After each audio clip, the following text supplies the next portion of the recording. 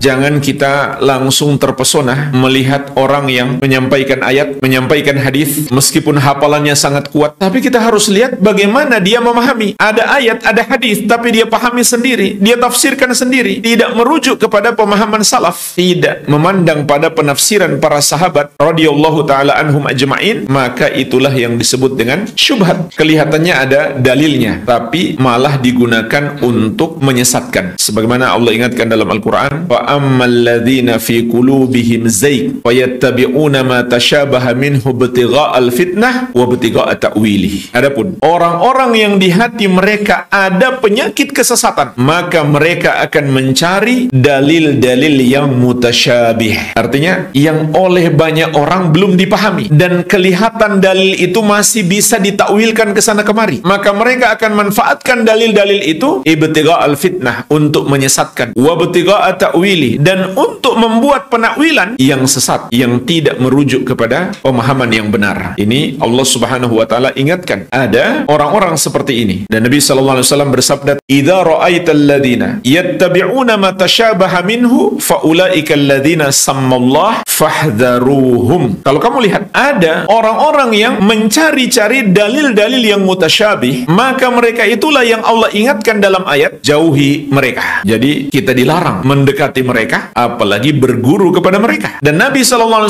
menyebut mereka adalah para da'i, du'atun ala abwabi jahannam. Mereka adalah para da'i yang menyeru ke pintu-pintu neraka jahannam. Barang siapa mengikuti mereka, niscaya mereka menjerumuskannya ke dalam neraka. Jadi hati-hati. Da'i, ustadz terbagi dua, yang mengajak ke surga dan mengajak ke neraka. Apa contoh dalil yang mutasyabih? Artinya yang masih belum jelas bagi sebagian orang, mereka belum paham hakikat maknanya. Mereka gunakan ayat yang di situ Allah menyebut dirinya dengan kami, seperti firman Allah Subhanahu wa taala, inna nahnu nazzalna dzikra wa inna lahu lahafidun. Sesungguhnya kamilah yang menurunkan Al-Quran dan kamilah yang akan menjaganya. Ini mereka manfaatkan lagi. Kami itu kan banyak, kata mereka. Kalau begitu, Allah itu, sesembahan itu sebenarnya banyak. Jadi nggak usah saling menyalahkan. Mau menyembah Allah dalam versi Islam, mau menyembah Allah dalam versi Nasrani, mau menyembah Allah dalam versi Yahudi, Hindu, Buddha, dan seterusnya, nggak usah saling menyalahkan. Karena Allah itu kan banyak. Padahal jemaah sekalian, sudah jelas Allah Subhanahu wa taala menegaskan, qul huwallahu ahad. Katakanlah, dialah Allah yang esa. Jadi mereka cari dalil yang masih bisa dibawa ke sana dan kemari, lalu mereka tinggalkan dalil yang sudah jelas. Maka di sini juga ada metode ahli sunnah untuk selamat dari jebakan dalil-dalil yang mutasyabih, yaitu raddul mutasyabih ilal muhkam, mengembalikan yang mutasyabih, yang belum jelas bagi kita maknanya, kepada yang muhkam, yang sudah jelas maknanya. Jadi kalau misalkan muncul keraguan pada kita karena membaca Allah menyebut dirinya dengan kami, jangan-jangan Allah banyak, ini kan keraguan. Gimana caranya kita selamat? Kembalikan kepada yang muhkam, yang sudah jelas. Karena sudah jelas Allah mengatakan qul huwallahu ahad. Katakanlah, dialah Allah yang esa. Kalau begitu, makna kami di situ bukan bermakna banyak, karena nggak mungkin antara satu ayat dengan ayat yang lain bertentangan. Ternyata dalam bahasa Arab, jemaah sekalian, penyebutan kami tidak selalu bermakna banyak. Bisa jadi satu orang menyebut kami litasyrif, untuk pemuliaan. Kita juga sering mendengarkan di bahasa kita, orang memberi kata sambutan, kami berterima kasih, iya kan? Padahal dia satu orang, tapi dia sebut dirinya kami. Jadi hati-hati. Mereka akan berusaha mencari dalil-dalil untuk membenarkan kekufuran mereka. Sampai yang kufur yang paling sesat sekalipun, ternyata ada dalilnya. Tapi pemahamannya tidak sesuai dengan pemahaman para sahabat radhiyallahu taala anhum ajma'in. Al-Amwah menemani ibadahmu juga hijrahmu.